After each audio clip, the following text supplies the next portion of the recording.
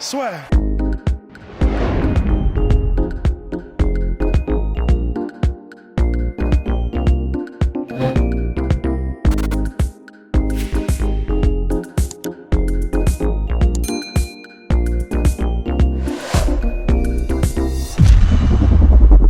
Je suis chaud. Bien, bonjour à toutes et à tous, bienvenue dans le podcast La Sueur. Bonjour mon cher Rust. Salut Guillaume. Bien, on est parti, on va s'intéresser au combat co-main event de l'UFC 257 où les fans vont pouvoir venir, ça vient tout juste de tomber, à Abu Dhabi sur la Fight Island le 23 janvier prochain. Main event, Conor McGregor, Dustin Poirier. D'où c'était Et co-main event, Dan Hooker contre Michael Chandler. Mon cher Rust, mais avant, n'oubliez pas, n'hésitez pas à vous abonner et à balancer un petit pouce bleu. Ça nous aide énormément. Alors, donc, Michael Chandler, pause bleu. Michael Chandler qui fera ses grands débuts à l'UFC contre Dan Hooker. À la base, l'UFC voulait Tony Ferguson, puis s'était dirigé vers Charles Oliveira pour lui. Mais c'est vrai que Charles Oliveira, lui, a refusé en fait d'affronter Michael Chandler, dans le sens où ça aurait fait pour lui 2 weight cuttings successifs, décembre puis janvier. Donc finalement, ils se sont dirigés vers Dan Hooker, qui est peut-être sur le papier que 6e du classement UFC, mais stylistiquement parlant, pour Michael Chandler, c'est un cauchemar. Et ce que j'aime bien par contre là, c'est que même Michael Chandler l'a reconnu. Dans une interview récente, là, il a dit « C'est vraiment pour moi le pire des adversaires ». Ah bah c'est vachement bien. Parce que c'est vrai qu'au moins s'il le reconnaît, c'est quand même c'est vachement cool parce que ça veut dire que du coup, il n'a pas une fausse idée de ce qui peut se passer, il n'a pas une fausse idée de toute façon, je vais pouvoir l'envoyer en un seul coup sur Saturne et aucun problème. Ça, donc c'est déjà cool. C'est-à-dire qu'il va vraiment se préparer en conséquence et qu'il prend la mesure de ce qui se présente devant lui. Parce que donc, ce qui se présente devant lui, c'est quand même chaud. Donc en fait, stylistiquement, quand on dit que c'est un cauchemar, c'est parce que Michael Chandler, c'est un mec qui est petit, qui est plutôt petit, qui est très très bas sur ses appuis parce que c'est vraiment un lutteur de métier à la base. Et la manière dont il a transitionné en MMA, c'est vraiment en utilisant cette espèce de garde très très basse de lutteur et en faisant des énormes punchs, comment dire, où limite c'est vraiment il met son buste vers l'avant pour s'agrandir au maximum et aller chercher knockout punch avant de repartir. Et garde basse, il est déjà petit et se pencher vers l'avant pour mettre ses coups contre un mec comme Dan Hooker qui est grand, mais au-delà du fait qu'il est grand, surtout, comment dire, c'est un mec qui feinte énormément. Ça, c'est l'école City Kickboxing. Donc, feinter énormément, c'est quand même, c'est déjà pas ouf pour Chandler, qui est un mec qui fonctionne beaucoup sur un seul coup et qui va exploser comme une bombe sur un seul coup de temps en temps, parce que du coup, en gros, en le feintant énormément, tu le fais déclencher.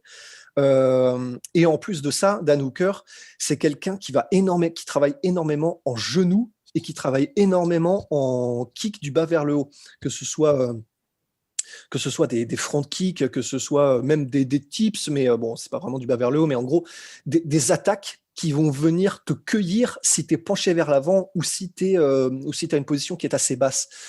Et tout ça en même temps, et en plus du fait que Dan Hooker, c'est quelqu'un qui encaisse vraiment, vraiment, vraiment bien. Donc, très compliqué de sortir Dan Hooker d'un combat sur un seul coup dans les premières minutes.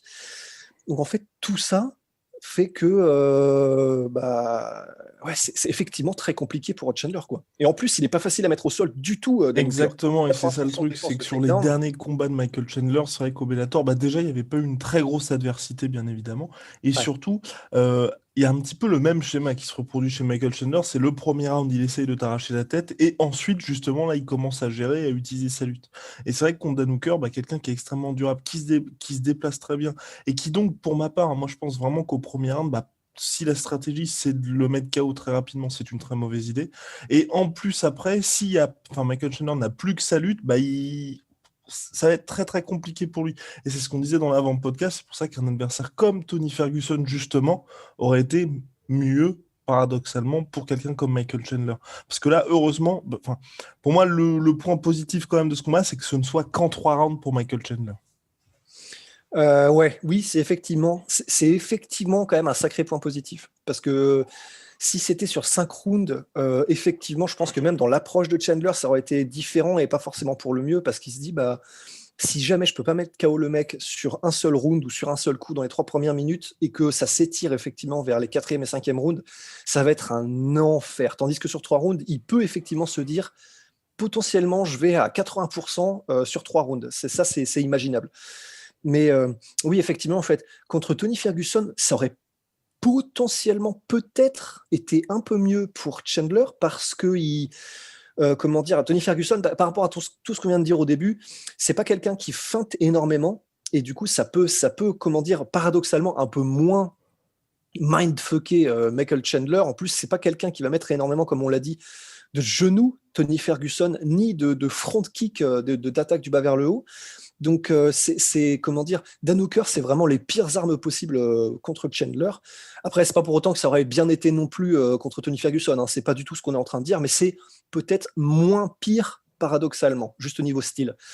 Mais voilà, effectivement, c'est vrai que il, après, tu vois, je suis d'accord avec toi, mais d'un autre côté, je me dis, pour Michael Chandler, c'est peut-être aussi, justement, vu que c'est en 3 rounds, une bonne tactique, à la limite, de maximiser ses chances de mettre KO Hooker. C'est-à-dire que ça va être très compliqué, parce que, comme on l'a dit, Hooker a un très bon menton, et il est super, c'est vraiment un vétéran, et comment dire, même si il n'est pas forcément ultra mobile et tout, bah, c'est quelqu'un qui est vraiment pas aussi facile que ça en a l'air de le toucher, et puis de le toucher de façon répétée. Il est très scientifique dans son approche du striking Dan Hooker. Mais d'un autre côté, je me dis, vu que c'est en 3 rounds et que c'est presque la meilleure chance qu'il ait de gagner Michael Chandler que, comment dire, soit avec sa lutte, soit avec son one punch knockout, bah, il a peut-être intérêt justement au contraire à maximiser sur quelques attaques qu'il va avoir travaillé à l'entraînement. Je crois qu'il est chez Henry Hooft, je Oui, crois. je suis en Hooft, ouais. Donc voilà, avec, tu sais, quelques attaques, genre 3-4 variations, 3-4 séquences pour set up son énorme punch de KO. Et ça peut finalement être peut-être son ticket gagnant. Mais j'y crois pas Ouais, beaucoup. j'y crois En pas fait. non C'est plus. possible, mais j'y crois pas des masses. Enfin, c'est vrai que oui, il peut mettre KO, mais déjà, premièrement, lui-même a été mis KO, Michael Chandler. Alors après, c'était vraiment contre des mecs explosifs, ultra explosifs aussi, genre le KO contre Pitbull. Et encore que, il est peut-être stoppé un peu tôt, mais Exactement. le En tout cas, knockdown, il se il est là, prend c'est un clair. vrai gros knockdown, hein, quand même. Vrai gros knockdown des familles. Mais donc lui-même peut être mis en difficulté, Michael Chandler, et puis on l'a vu dans d'autres combats. Ouais, donc voilà, je sais pas ce que je voulais rajouter plus. Mais en tout cas, je trouve ça très bizarre. Et donc, notre cher Dan Hooker avait accordé une interview à SCMP avec cette fameuse punchline. Depuis, entré dans la légende, en tout cas pour nous, I'm gonna break the new toy real quick. Donc, je vais casser le nouveau jouet rapidement, c'est ça? Rapidos. Rapidement. Et ouais, je suis ultra surpris vraiment de la communication de l'UFC avec Michael Chandler. Parce que c'est vrai enfin, j'ai vraiment l'impression qu'il y a un énorme décalage entre ce que nous, on voit de lui sportivement et de ce que l'UFC voit de lui, on va dire, en termes marketing. Parce que même moi, j'ai pas l'impression que ce soit une vraie grosse superstar. Et t'as vraiment l'impression que l'UFC a envie de le pousser à fond. Et que là, ils le mettent encore sur une énorme carte. À la base, c'était quand même Tony Ferguson qui devait avoir. Enfin, il était remplaçant du combat Habib contre Gaethje. Très, très, très surprenant. Surtout dans une catégorie qui ne manque pas de nom. Ouais, mais bah, c'est là où feu Polydomso, mais c'est ce qu'il avait dit. Donc, et je pense qu'effectivement, c'est très pertinent, mais c'est que ben, c'est quelqu'un, Michael Chandler, qui est forcément spectaculaire. Donc déjà, ça, c'est une chose, mais surtout, qui n'a aucun levier contre l'UFC. C'est-à-dire que il est jamais. L'UFC en fait ce qu'il veut, en fait. Ils en font ce qu'ils veulent de Michael Chandler, parce que comme il n'a aucun moyen de pression contre eux, bah, ils peuvent lui. Oui, il était remplaçant de Habib versus Gaethje. Gaethje, et l'UFC le met dans des, comment dire, dans des spots où il occupe une place importante. Mais comment dire, parce que je pense que pour demander un salaire plus important ou pour avoir des, comment dire, au niveau de ses demandes, je pense qu'il peut pas forcément les forcer à quoi que ce soit, et c'est ce que l'UFC aime bien. Il va être spectaculaire, il va faire le show, il a un petit nom quand même, parce qu'il était champion du Bellator, il a fait des guerres contre Alvarez et tout ça, et puis il a aucun moyen de pression contre nous, donc finalement c'est tout bénef de l'avoir ici, même à une place importante pour l'instant, quoi. Alright, alright, Pourquoi alright, pas? alright. Ouais, ouais, ouais, non, moi, c'est plus en fait le côté, tu vois, ah, donc c'est ça. Tu vois, Dans le sens où, quand CM Punk avait débuté, où tu vois, à trop hyper quelqu'un, et puis qu'ensuite tu sois un petit peu rattrapé Oui, c'est le problème. par la réalité du sport. Parce que là, tu vois, même honnêtement, Michael Chandler, RDA, bah, je mets RDA. Ouais, non, c'est très chaud. Tu Mais vois. c'est vrai qu'après, il y a aussi le côté peut-être très, très cynique, et Cyanica inclashable, mais de l'UFC de se dire, de toute façon, on le met à un très haut profil parce qu'il arrive quand même avec un peu, et encore, je trouve même pas beaucoup de hype, Bah non, mais parce qu'il a il est en perdu sa forme. ceinture, en fait. Donc, Ouais, ouais, non, mais c'est ça. Il n'a pas une grosse hype, mais je pense que en gros, comme les gens sont en mode Michael Chandler à l'UFC, enfin avant qu'il arrive en fait, parce que maintenant qu'ils y sont, c'est un peu comme tu sais, les deux chiens de chaque côté de la clôture. Quand la clôture s'enlève, bah, en il fait, faut. ils aboyaient, mais il n'y a plus personne, tu vois. Bon, bah là, les fans de Chandler sont toujours là et en mode ouais, ouais, il peut faire des trucs, hein. Mais j'ai l'impression quand même un peu moins convaincu parce que je vois beaucoup moins de Michael Chandler va renverser la catégorie, machin.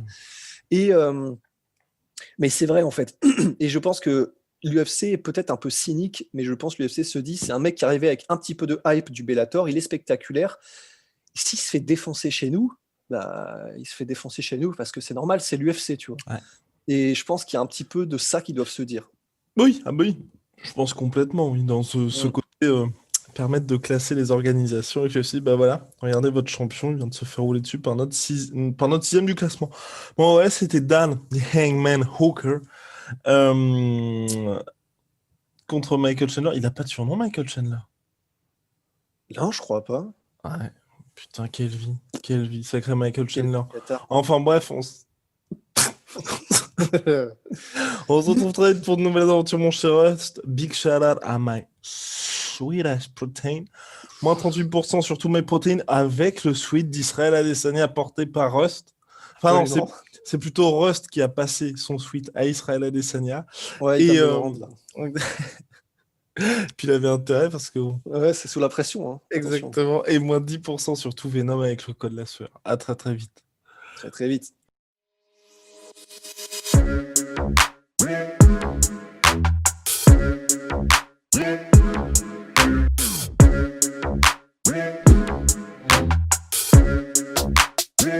I'm fucking coming for you!